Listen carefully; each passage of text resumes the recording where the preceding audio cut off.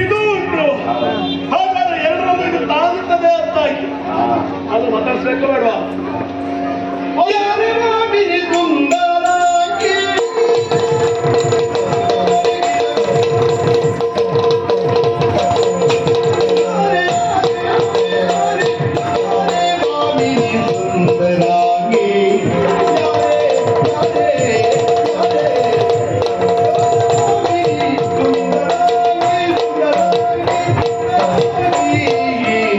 ಗಜಗಮನಿ ಗಜಗಮನಿ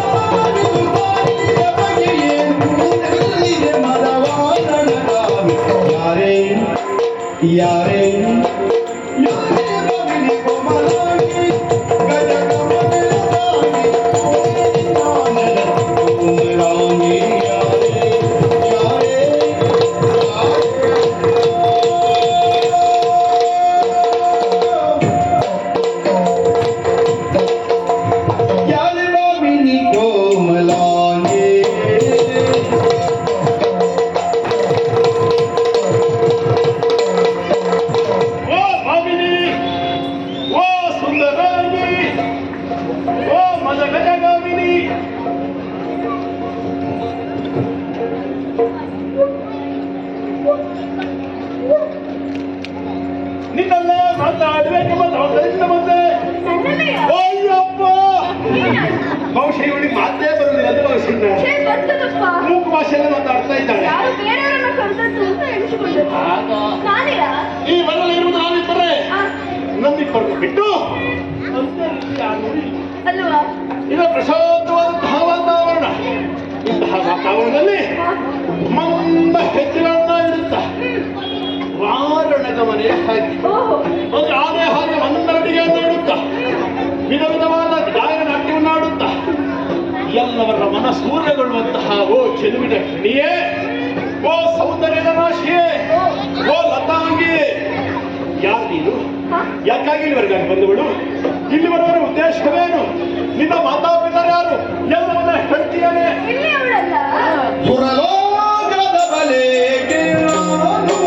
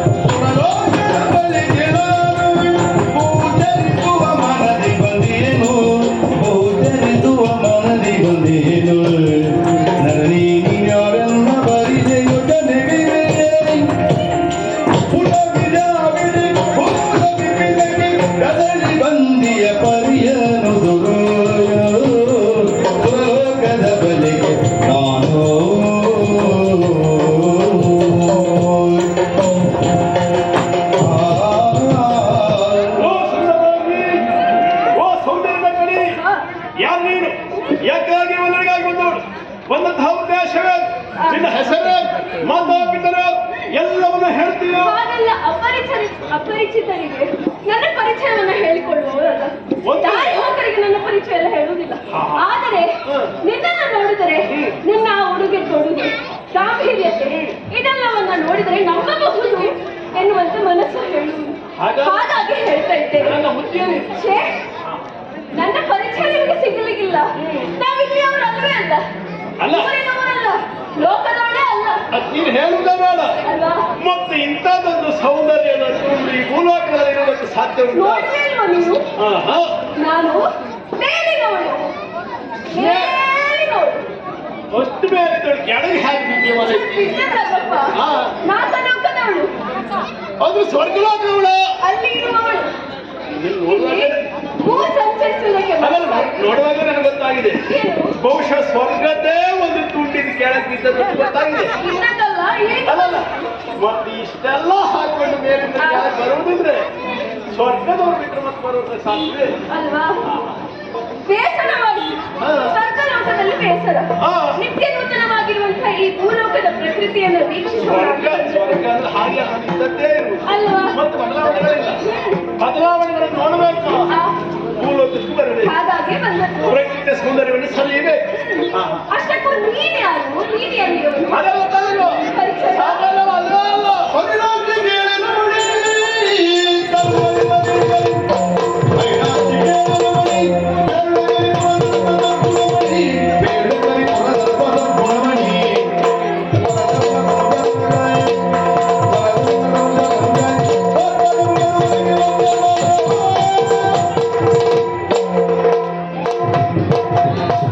ನೀನ್ ಯಾರು?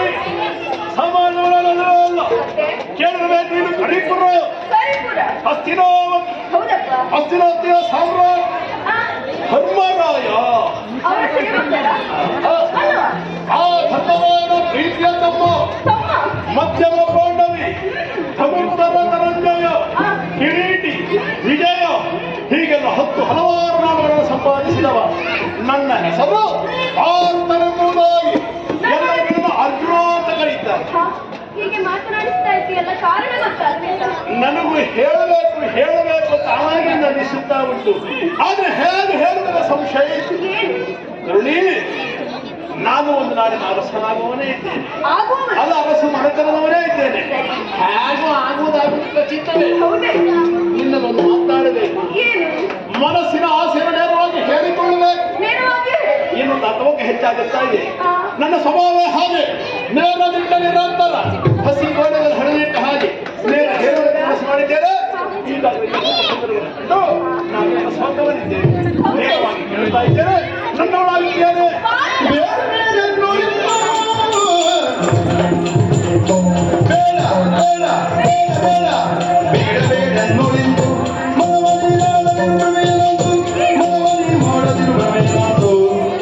ಕೀಡುವುದು ಮುಂದೆ ನಗೆ ಕೀಡುವುದು ಮುಂದೆ ನಗೆ ದುಃಖವಿಲ್ಲ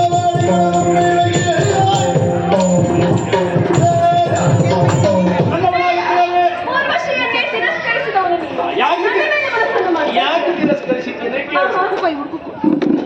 ನನಗೆ ಅಪ್ಪನಿಂದ ಸಿಕ್ಕೊಂಡಂತಹ ದೇವೇಂದ್ರ ಹಾ, ಅವನ ಅನುವರ್ತಿಯಾಗಿ ನೋಡವಳು. ಅಲ್ವಾ? ಅವಳಿಗೆ ತಾಯಿ ಸಮಾನಳು. ಆದ್ದರಿಂದಲೇ ಅವಳನ್ನು ಇಡವಾಗಿ ಕಲಿಸಿದ್ದೇನೆ. ಹಾಗಾದ್ರೆ ನಾನು ನೀನೇನು ಹಾಗಲ್ಲವಲ್ಲ. ಮತ್ತೆ?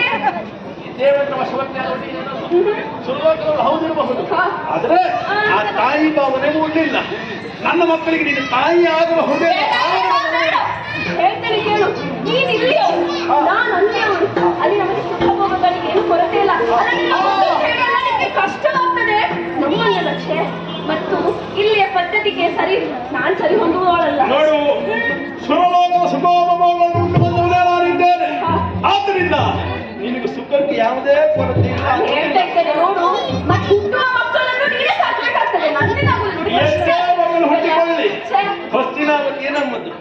ಅದನ್ನು ಸಾಕೊಳ್ಳಕ್ಕೆ ನನಗೆ ಕಷ್ಟ ಆದಿತ್ತ. ಹಾಗೆಲ್ಲ ಬಾಯ ಮಾತಲ್ಲಿ ಹೇಳಿದ್ರೆ ಒಪ್ಪುದಿಲ್ಲ. ಭಾಷೆ ಕೊಡಬೇಕು. ಕೊಡುವ. ಎಲ್ಲವನ್ನ ನೀನೇ ಮಾಡಿಕೊಳ್ತೀಯ. ನನ್ನವಳಾದ್ರೆ ನಿನಗೆ ಭಾಷೆ ಕೊಡುವ. ನೋಡು, ಭಾಷೆ ಕೊಡುವಾಗ ಒಂದು ಷರತ್ತು, ನಿಬಂಧನೆ ಉಂಟು. ನಿಬಂಧನೆ? ನನ್ನ ಮಾತಿಗೆ ವಿರೋಧವನ್ನು ತೋರಿಸ್ಲಿಕ್ಕಿಲ್ಲ. ಮಕ್ಕಳನ್ನ, ನನ್ನ ಕೆಲಸವನ್ನೆಲ್ಲ ನೀನೇ ಮಾಡ್ಬೇಕು. ನೀನು- ಮತ್ತೆ ಈಗ ಆಗ್ತದೆ ಹೇಳಿ ಆಮೇಲೆ ಆಗುದಿಲ್ಲ ಅಂದ್ರೆ ಇದರಲ್ಲಿ ಬಾಳ ಹೇಳ್ತೇನೆ. ನೀನು ನನ್ನವಳೇ ಆಗತ್ತಿ ಅಂತ ಆದ್ಮೇಲೆ ಆ, ನಿನ್ನದ್ದೆಲ್ಲವೂ ನನ್ನದ್ದೇ. ಭಾಷೆ ನನ್ನದ್ದೆಲ್ಲ ಕರವನ್ನು ಕಟ್ಟಿ ಭಾಷೆ ಕೊಡ್ಬೇಕು. ಆ, ಬಾಯಿ ನನ್ನವಳಾಗುತ್ತಿಲ್ಲ.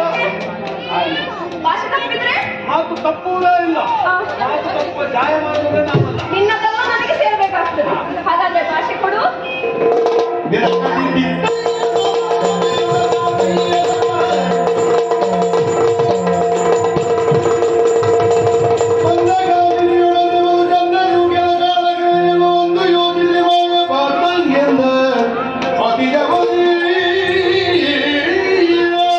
ಮದುವೆ ಆಯ್ತು, ಹಲವು ಮಕ್ಕಳಿಗೆ ತಾಯಿಯೂ ಆದೆ. ಆದ್ರೆ ಯಾಕೋ ಇತ್ತೀಚೆಗೆ ನಮ್ಮ ಯಜಮಾನರು ಆರಾಮವಾಗಿದ್ದಾರೆ. ಹೀಗೆಲ್ಲ ಸುತ್ತಾಡಲ್ಲಿರ್ಲಿಕ್ಕೆ ಬಿಡಬಾರ್ದು. ಸ್ವಲ್ಪ ಕಡಿಮೆ ಮಾಡ. ಸ್ವಾಮಿ, ಯಜಮಾನ್ರೆ, ಏ ಗಂಡ! ಏ ದೇವ್ರೆ, ಇಷ್ಟು ಗಂಡ ಬಂದ್ರೆ ಬರ್ತೀಯ? ಈ ಗಂಡಸರಿದ್ದಾರಲ್ಲ, ಮದುವೆ ಆಗುವ ಮುಂಚೆ ಹೆಸರಿಟ್ಟು ಕರೆಯುವ ಮುನ್ನವೇ ಬಂದಿರ್ತದೆ. ಏನಾಯ್ತು ಚಿನ್ನ, ಏನು ಬೇಕಿತ್ತು ನಿನಗೆ? ಎಲ್ಲ ತಿಳಿಸಬೇಕಾ? ಈಗ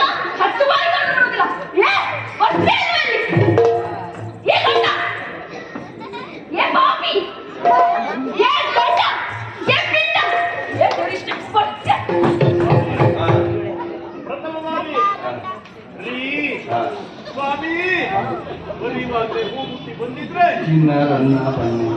ಇಷ್ಟೆಲ್ಲ ಕಲಿಯುವ ಮುಂಚೆ ನಾನು ಬಂದಿದ್ರೆ ಹೌದು.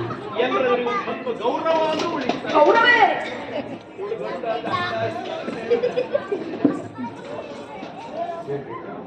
ಯಾರಿಗಾದ್ರೂ ಬೇಕಾ ಸ್ವಾಮಿ? ಹೆಂಡತಿ ಬೇಡ ಬೆಳೆಯಲಿ.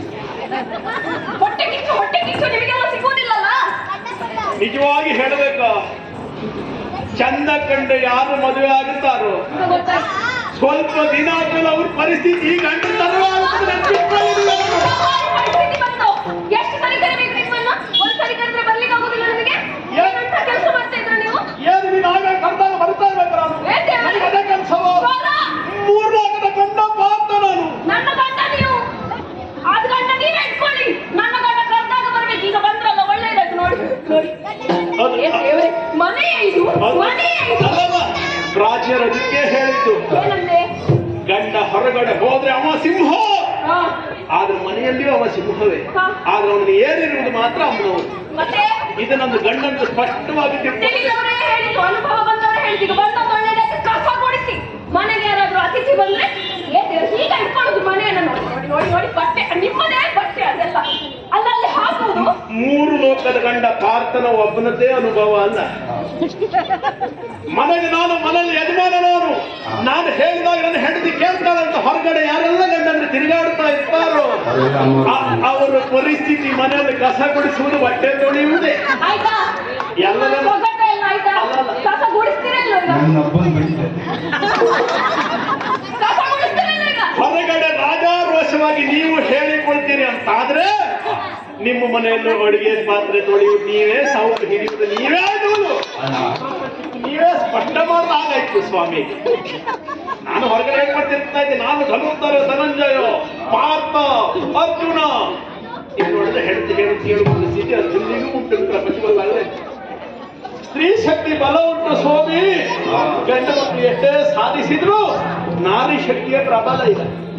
ಏನಾಗ್ಬೇಕು ನಿಮಗೆ?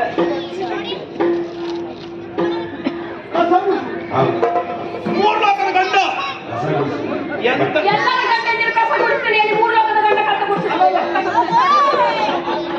ಕೊಟ್ಟು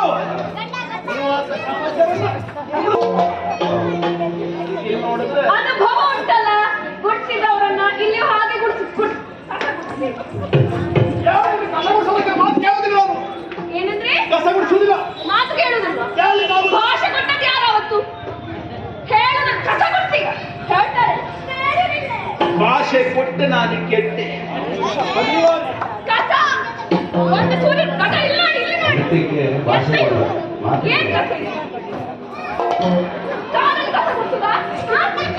ಕಾಲಲ್ಲಿ ಗುಡಿಸಿದ್ರೇನು, ಕೈಯಲ್ಲಿ ಗುಡಿಸಿದ್ರೇನು, ಕಸವೇ ಅದು.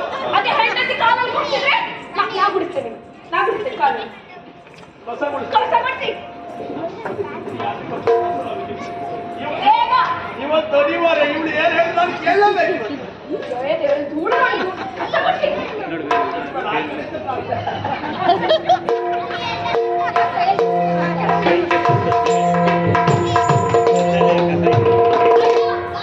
ಆಯ್ತಾ? ಇದೆಲ್ಲ ಯಾರು ಒರೆಸ್ತಾರೆ? ನೆಲ ಒರೆಸಿ. ನೆಲ ಒರೆಸಿ. ಮತ್ತೆ ನನಗೆ ಗೊತ್ತೇ ಇರಲಿಲ್ಲ ಕಸ ಗುಡಿಸ್ತಾರ ನಾನು ಒರೆಸ್ಬೇಕಾ. ತಗೊಳ್ಳಿ, ಬಟ್ಟೆ ತಗೊಳ್ಳಿ. ನೆಲ ಒರೆಸಿ. ಬನ್ನಿ.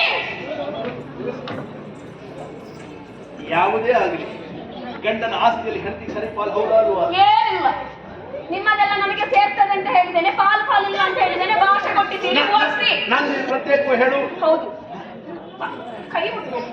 ಗಂಡ ಹೆಂಡತಿ ಕಸ ಗುಡಿಸಿ ಕೈ ತೊಳಿಲಿಲ್ಲ. ಜೊತೆಯಾಗಿ ಒರೆಸಿದ್ರೆ ಆದಷ್ಟು ಬೇಗ ಶುಚಿ ಆಗುದಿಲ್ವಾ? ಏನು ಬೇಡ. ಮತ್ತೆ ಕೊಡ್ತೀನಿ. ಈಗ ಮತ್ತೊಂದು ಕೆಲಸ ಹೇಳ್ತೇನೆ, ಒರೆಸ್ಲಿಲ್ಲ. ನಮ್ಮ ಪರಿಸ್ಥಿತಿ ಅಲ್ಲಿವರೆಗೆ ಬಂದು ಉಂಟೇನೆ ಈಗ. ಒರೆಸಿ ಆಯ್ತಾ? ಪಾತ್ರೆ ತೊಳಿ. ನೀವೇ ತಿಂದಿಟ್ಟ ಪಾತ್ರೆ ಉಂಟು, ಹೋಗಿ ತೊಳಿ. ಸ್ವಾಮಿ ಸತ್ಯ ಹೇಳಿ, ಏನು ನಿಮ್ಮಲ್ಲಿ ನೀವು ಅಡುಗೆ ಮಾಡುವುದು ಮಾತ್ರ ಅಲ್ಲ, ಪಾಠ ತೊಳೆಯುವುದು ನೀವೇ. ತಿನ್ಲಿಕ್ಕೆ ಮಾತಾಡಿಯಾ? ನಾವು ಗಂಡೇ ನಾನು ಹಾಗೇ ಭಾವಿಸಿದ್ದೆ. ಇವಳು ನನ್ನ ಹೆಂಡತಿ ಅಂತ ನಾನು ಭಾವಿಸಿದ್ದೆ.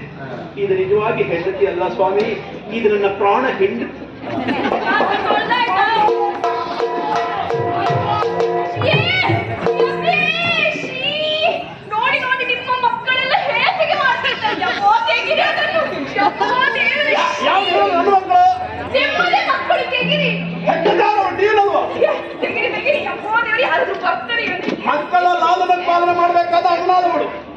ಮುತ್ತದ್ದು ಹಾಕಿ ಮಾತ್ರ ಹೆರುವುದಕ್ಕೆ ಮಾತ್ರ ತೊಳಿತಿರಲ್ಲ ಈಗ ಆಗೋದಿಲ್ಲ.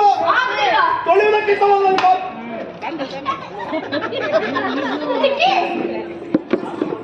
ಹೋಗಿ ಮುಚ್ಕೊಂಡು ತೆಗೀರಿ. ಮೂಗು ಮುಚ್ಚಿ ಆದ್ರು ಕಣ್ಣು ಮುಚ್ಚಿ ಆದ್ರು ಯಾವ್ದು ತಿಕ್ಕಬೇಕು ಯಾವ್ದು ತೊಳಿಬೇಕು ಅಂತ ತೊಳಿಲೇಬೇಕು.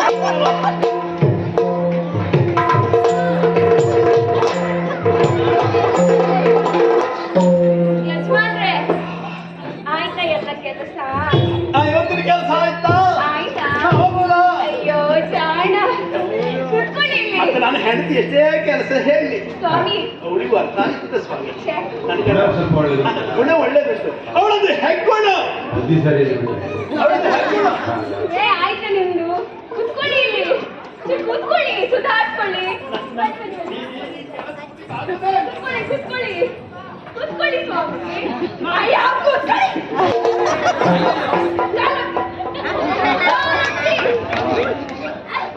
ಗಂಡನಾದ ಒಡನೆ ಬಂದಾಗ ಎಲ್ಲಾದ್ರೂ ಹೆಂಡತಿ ಆದವಳು ಕಾಲು ಕೈ ಹೊತ್ತು ಎಲ್ಲಾದ್ರೂ ಗಂಡನೇ ಹೆಂಡತಿ ಕಾಲು ಇಲ್ಲಿ ಬೇರೆ ನಾನು ಏನು ನಂಗೆ ಗೊತ್ತಿಲ್ಲ ಇದು. ನಿಮ್ಮನೆಲ್ಲ ಪರಿಸ್ಥಿತಿ ಹೀಗಾದ್ರೆ ನೀವು ಹೇಗೆ ಉಳಿದುಕೊಳ್ಳೋದು? ಕಾಲೊತ್ತಿ. ಪರಿಸ್ಥಿತಿ ಹಾಗೆ ಆಗಿ ಹೋಗಿದೆ. ಇದಕ್ಕೆ ಹುಟ್ಟುದ ಸೊಳ್ಳೆಯನ್ನು ಕಾಲೊತ್ತಿ.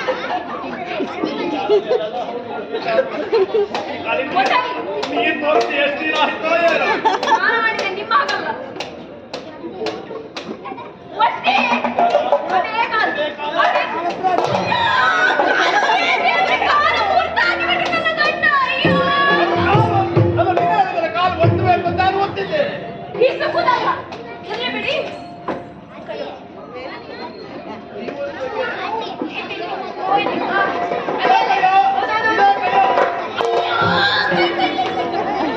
ಜೈ ಜೈ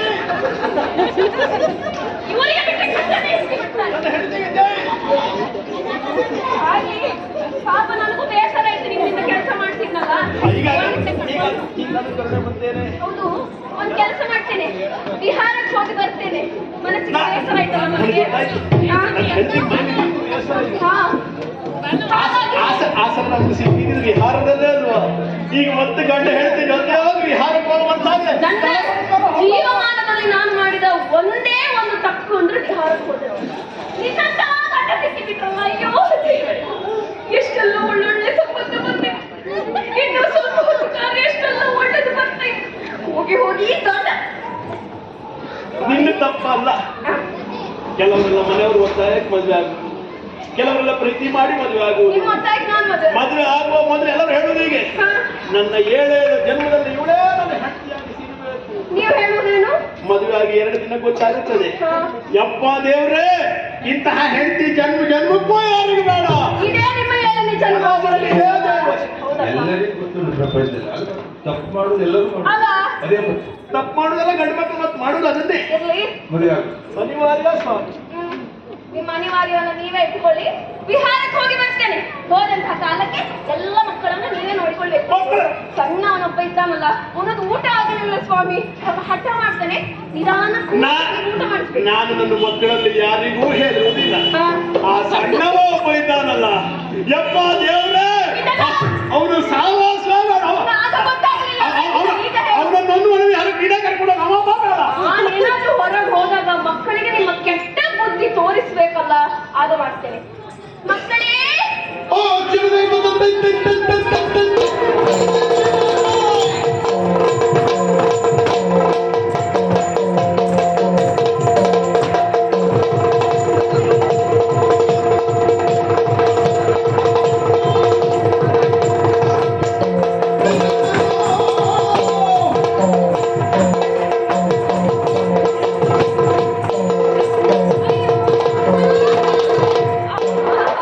ಆಟ ಆಯ್ತಾ? ಸಾಕಾಯ್ತಾ? ನಿಮ್ಗೆ ಸಾಕಾಯ್ತಾ? ಅಯ್ಯೋ ಪಾಪ, ನಿನ್ನ ಮುಖ ನೋಡ್ಲಿಕ್ಕೆ ಆಗುದಿಲ್ಲ ನನಗೆ. ಎಲ್ಲಿ ಕೈ ಬಿಡು. ನಮ್ಮ ಚಿಕ್ಕ ಚೊಕ್ಕ ಸಂಸಾರ ಇಷ್ಟು ನಿಂತಿದೆಯಾ?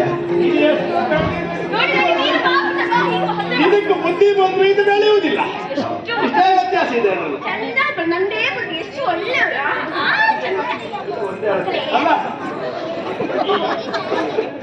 ಈ ದೊಡ್ಡದಕ್ಕೆ ಬುದ್ಧಿ ಇಲ್ಲ, ಹಾ. ಆ ಸಣ್ಣದಕ್ಕೆ ಬುದ್ಧಿ ಬರುವುದಿಲ್ಲ.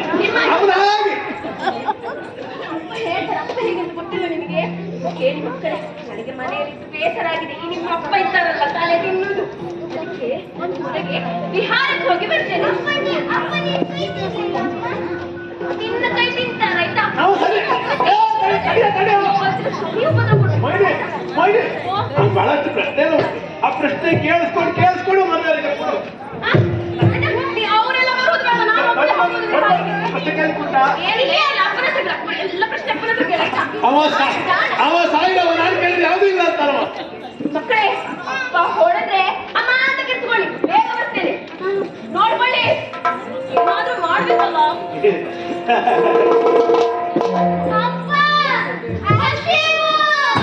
ಈಗ ಊಟ ಮಾಡಿ ಬಂದಿದ್ದೇವೆ.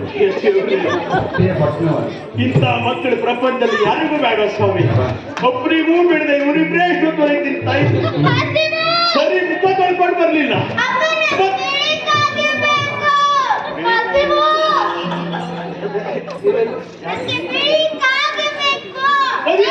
ಅದು ಎಲ್ಲಿ ಸಿಗ್ತದ ಮರೆಯ ಸ್ವಾಮಿ. ಅವ ಕಪ್ಪಗಿರುವ ಕಾಗೆ ಕೊಡಿಸುವಂದ್ರು ನಾನು ಏನಾದ್ರು ಮಾಡೋ ಪ್ರಯತ್ನ ಮಾಡಿ ಕೊಡಿಸ್ಬೋದಿತ್ತು. ಅವ ಯಾವ್ದು ಪ್ರಪಂಚದಲ್ಲಿ ಸಿಗುವುದಿಲ್ವೋ ಅಂತದ್ದೇ ಕೇಳ್ತಾನೆ.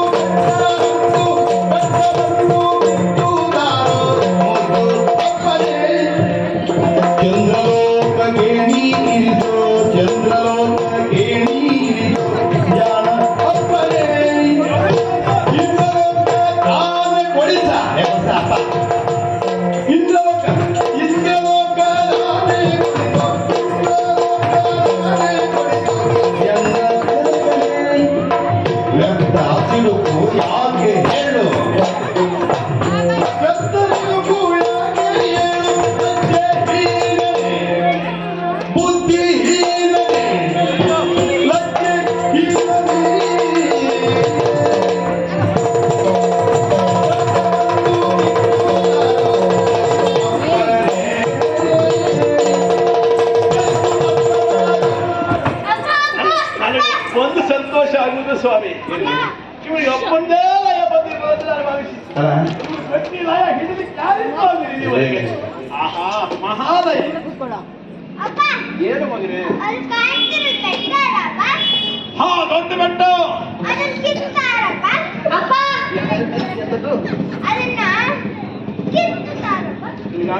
ಎಂತದ್ದು ಸಿಗ್ಲಿಲ್ಲ ಮಗನೇ. ಆ ಬೆಟ್ಟ ಮೊದಲು ಕಿತ್ತರುವುದು.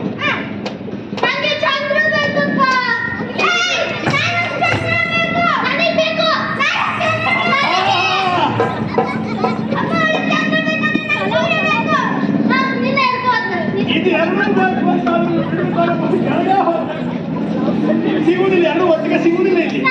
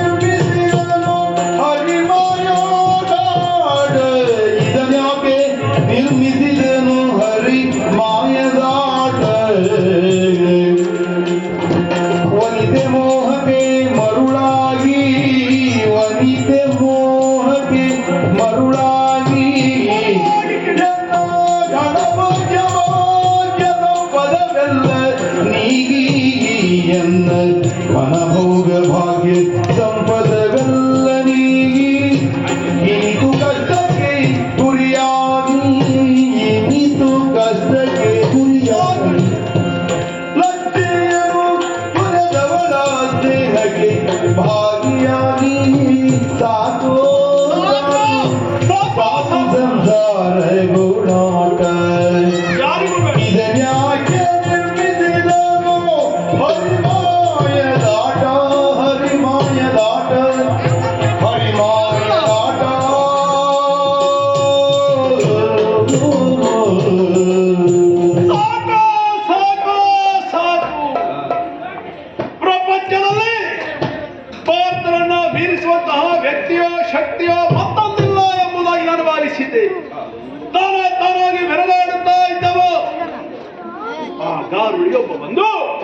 ಅಶ್ವವನ್ನು ಏರಬೇಕೆಂಬುದಾಗಿ ಆಡಿದ ಹಕ್ಕಿನಿಂದ ಅಶ್ವವನ್ನು ಏರಿ ಈ ಅರಣ್ಯಕ್ಕೆ ಬಂದು ಬಿದ್ದೆ. ಈ ಮೋಹಿನಿಯ ಸಹವಾಸದಿಂದ ಹುಟ್ಟಿಕೊಂಡವು ಹಲವಾರು ಮಕ್ಕಳು. ಪಾರ್ಥನ ಮಕ್ಕಳು ಎಂಬುದಾಗಿ ಹೆಮ್ಮೆಯಿಂದ ಹೇಳಿಕೊಳ್ಳುತ್ತೆ ಸ್ವಾಮಿ. ಒಬ್ಬ ಪೂರ್ವಕಾಲ ಮತ್ತೊಬ್ಬ ಪಶ್ಚಿಮಕ್ಕೆ. ಈಗ ಅನ್ನಿಸುತ್ತಾ ಉಂಟು, ಸಾಕು ಸಾಕು ಸಾಕು ಈ ಸಂಸಾರದ ಗೋಳಾಟ, ಸಾಕು ಸಾಕು ಈ ಕಾರಣ ವಾಸವು ಸಾಕು, ಈ ಹೆಂಡತಿಯು ಸಾಕು ಸಾಕು ಸಾಕು ಹೇಳಿದ್ನಲ್ವ, ಮಕ್ಕಳಿಗೆ ಹೊಡಿತೀರಾ ನೀವು? ಕೋಲಲ್ಲಿ ಎಲ್ಲ ಇಟ್ಕೋ, ಮಕ್ಕಳಿಗೆ ಹೊಡಿತೀರಾ? ಅಯ್ಯೋ ನೋವಾಯ್ತಾ? ಈ ಮಕ್ಕಳು ಹೋಗುವಂತದ್ದಾಗಿದೆ. ಅಲ್ಲೇ ಹೊಡಿ, ಅಲ್ಲೇ ಹೊಡಿ, ಅಲ್ಲೇ ಹೊಡಿ. ಈ ಸಂಸಾರ ಬೇಡ, ಈ ಹೆಂಡತಿ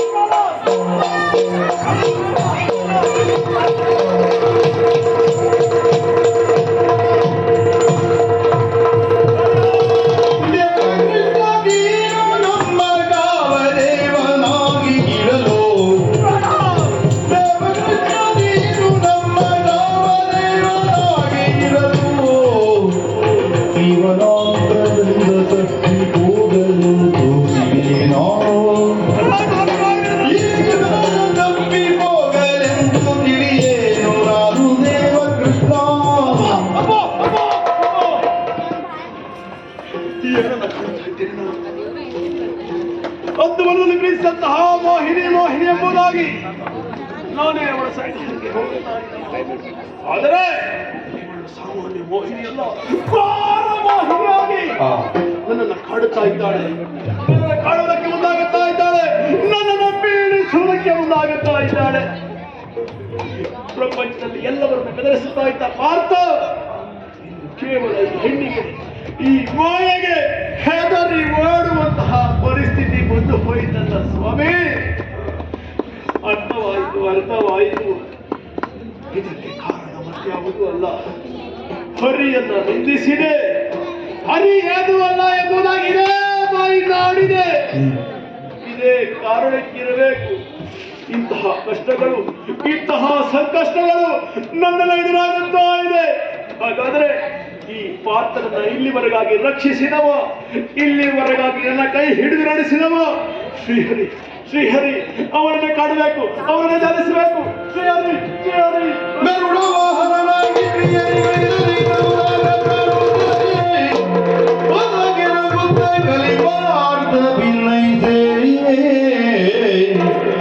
ದೇವರ ದೇವ ತಪ್ಪಾದು ಎಂದ, ದೇವರ ದೇವ ತಪ್ಪಾದು ಎಂದ, ಯಾವುದೆಂಬರು ಬಂದು ನೀನೇ ಗೋವಿಂದ, ಇವತ್ತು ದೇಯ ಭಾಗ ಯಮಗಾಗಲೆಂದು ನಾವಿಂದು ನಗ್ರಜ ತಪ್ಪಾದೀನು ತಂದೋ ದೇವ ತಪ್ಪಾಯಿತು.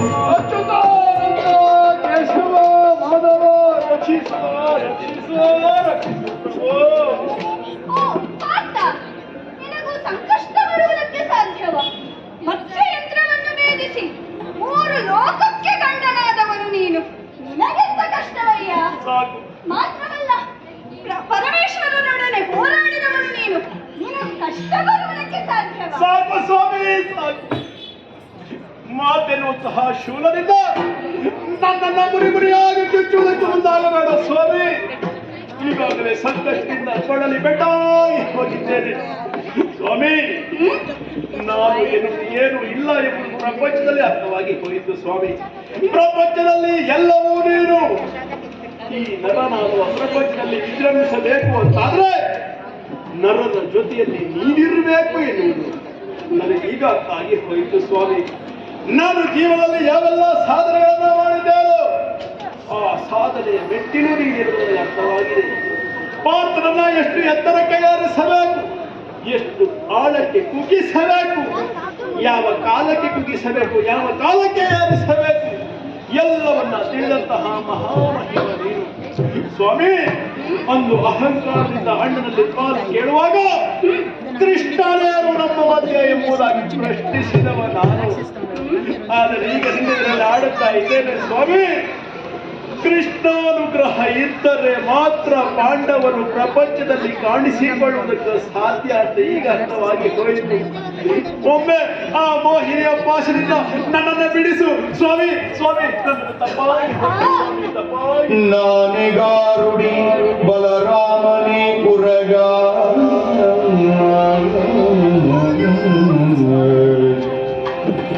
ನಾನೇ ಗಾರುಡಿ ಬಲರಾಮನೇ ಉರಗ ಮತ್ತಾಗವೈರಿ ತುರಗನಾಗಿ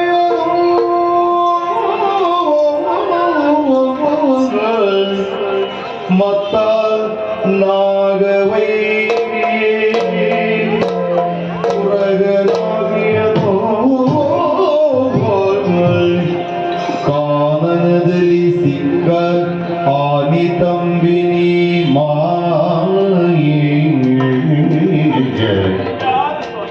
ಕಾನನದಲ್ಲಿ ಸಿಕ್ಕ ಆನಿ ತಂಬಿನಿ ಮಾಯೆ ಮಾಯೆ ಹಿಂದೆ ನಾಟಕವಗೈದೆ ಎಲ್ಲರೊಂದಾಗಿ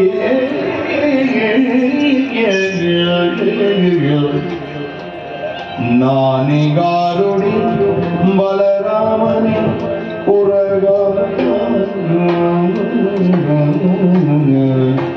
ಆ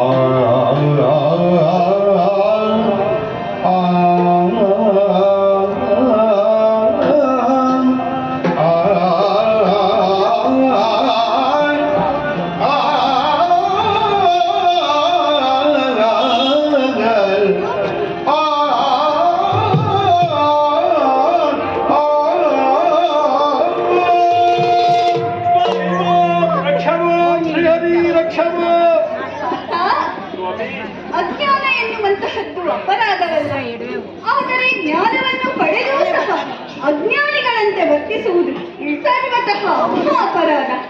ನೀನು ಹಾಗೂ ನಿನ್ನನ್ನ ಭೀಮಸೇನ ಮಾಡಿದ್ದು ಸಹ ಇದನ್ನೇ. ಎಲ್ಲವೂ ನನ್ನಿಂದಲೇ ನನ್ನದೇ ಎಂಬ ಅಹಂಕಾರದಿಂದ ಮೆರೆದರೆ ಏನಾಗುತ್ತದೆ ಎನ್ನುವುದಕ್ಕೆ ನೀವೀಗಲೇ ಒಂದು ಉದಾಹರಣೆ ಆಗಿದ್ದೀರಿ. ಇದಕ್ಕಾಗಿ ನಿಮಗೆ ಪಾಠ ಕಲಿಸುವುದಕ್ಕಾಗಿ ನಾನೇ ರಚಿಸಿದಂತಹ ಲೀಲಾ ನಾಟಕವಿದು. ನಾಟಕ ಮುಗಿದಿದೆ, ಪಾತ್ರದ ಪರಿಚಯ ಆಗಬೇಕಲ್ಲವೇ? ಸ್ವಾಮಿ, ನಾಟಕ ಎಲ್ಲ ಮುಗಿದ ಮೇಲೆ ಪಾತ್ರಧಾರಿಗಳು ಯಾರು ಅಂತ ಶ್ರೀಯುತರೇ ಈಗ ಒಂದು ಘಟನಾಕೋಶವಾಗಿ ಹೇಳ್ತೇನೆ ಪಾತ್ರ. ನಾನೇ ಗಾರುಡಿ. ಒಂದೊಂದರೊಳಗೆ ಅರ್ಥ ಆಗಿದೆ ಸ್ವಾಮಿ. ಇಲ್ಲಿ ಇವತ್ತು ಯಾರೆಲ್ಲ ಯಾವ ಪಾತ್ರ ಮಾಡಿದ್ದಾರೋ ಅವರು ಸಾಮಾನ್ಯದವರೆಲ್ಲ ಎಲ್ಲ ಅಸಾಮಾನ್ಯರೇ.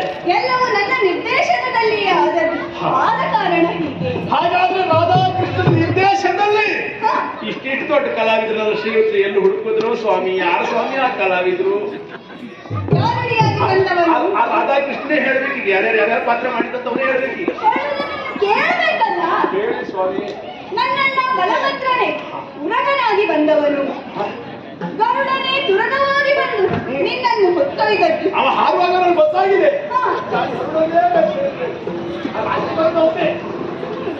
ಇನ್ನು ಆ ಕಾಂತಾರದಲ್ಲಿ ಸಿಕ್ಕಂತಹ ನಾರಿಯೇ ಮಾಯೆ. ಮಾಯೆ ಯಾರು ಅವರಿತ್ತು ಸ್ವಾಮಿ? ಆ ಕಾಂತಾರದ ಮೋಹಿನಿ ವೇಷ. ಅಪ್ಪ ದೇವ್ರೇ, ಜೀವಮಾನಕ್ಕೂ ಯಾರಿಗೂ ಬೇಡ ಅದು. ಅವಳು ಯಾರಾದ್ರೂ ಸಿಕ್ಕುವುದೂ ಬೇಡ. ನೀನು ಮಾತನಾಡುವುದನ್ನು ನೋಡಿದರೆ ತಿಳಿಯುತ್ತಾ ಇದೆ. ಒಳ್ಳೆಯ ಪಾಠವನ್ನೇ ಕಲಿತು ನನ್ನ ಜೀವಮಾನದಲ್ಲಿ ಅಷ್ಟು ಕೂಡಿಸಿದವ್ರು ಯಾರೂ ಇಲ್ಲ. ಅವಳು ಅವಳಾರನ್ನು ಕೂಡಿಸಿದ್ದಿಷ್ಟಲ್ಲ. ಇರಲಿ, ನಮ್ಮ ಜೀವನದಲ್ಲಿ ಕೆಲವೊಂದು ಕಹಿ ಘಟನೆಗಳಾಗುತ್ತವೆ. ನಾವು ಮಾಡುವಂತಹ ತಪ್ಪುಗಳಿಂದ ನಾವು ಪಾಠವನ್ನು ಕಲಿಯಬೇಕಾಗುತ್ತದೆ. ಆದರೆ ಎಲ್ಲಾ ತಪ್ಪುಗಳನ್ನು ನಾವೊಬ್ಬರೇ ಮಾಡಿ ಪಾಠವನ್ನು ಕಲಿಯುವಷ್ಟು ದೀರ್ಘಾಯಸ್ಸು ನಮ್ಮದಲ್ಲ. ಸಣ್ಣ ಸಂಶಯ, ಒಬ್ಬ ಗಾರುಡಿ ಮಾಡುವ ಯಾರಂತ ಗೊತ್ತಾಗಿಲ್ಲ. ಆ ಪ್ರಧಾನ ಇದೇ ವೇಷವನ್ನು ಬದಲಿಸಿಕೊಂಡು ಬಂದವರು. ಆ ಗಾರುಡಿ ವೇಷ ನೀವು ಗಾರುಡಿ ವೇಷಕ್ಕೆ ಬಂದು ಎಷ್ಟು ನಮಸ್ಕಾರ. ಪ್ರಸಾದ ಇಟ್ಟು ಅಂತ ಅದದ್ದೇ ಇರಲಿ, ತಪ್ಪುಗಳಿಂದ ಅರ್ಥ ಮಾಡಿಕೊಳ್ಳಬೇಕು. ಎರಡು ಕಂಡ ಬಾವಿಯಲ್ಲಿ ಹಗಲು ಬೀಳುವವನು ಮೂರ್ಖನಾಗುತ್ತಾನೆ. ಬೀಳುವುದು ಸಹಜವೇ. ಆದರೆ ಉತ್ತಮಗಳ ಮೇಲೆದ್ದು ಮುಂದೆಂದೂ ಬೀಳದ ಹಾಗೆ ಜಾಗೃತೆಯಿಂದ ನಡೆಯಬೇಕು. ಹಾ. ಈ ಅಹಂಕಾರದಿಂದ ಮೆರೆದರೆ ಏನಾಗುತ್ತದೆ ಎನ್ನುವುದಕ್ಕೆ ಈ ಕಥೆಯೇ ಒಂದು ಒಳ್ಳೆಯ ಉದಾಹರಣೆಯಾಗಿದೆ. ಹಾ. ನೋಡಿದವರೆಲ್ಲರೂ ಸಹ ಇದನ್ನೇ ಅರ್ಥೈಸಿಕೊಳ್ಳಬೇಕು. ಪಾತ ಹಾ. ಅಣ್ಣನೊಂದಿಗೆ ಅಣ್ಣನ ಹತ್ತಿರ ಹೋಗಿ ಕ್ಷಮೆಯನ್ನು ವಾಚಿಸು, ಒಂದಾಗಿ ರಾಜ್ಯವನ್ನು ಆಡಿ ಹೀಗೆ ಹೇಳುತ್ತಾ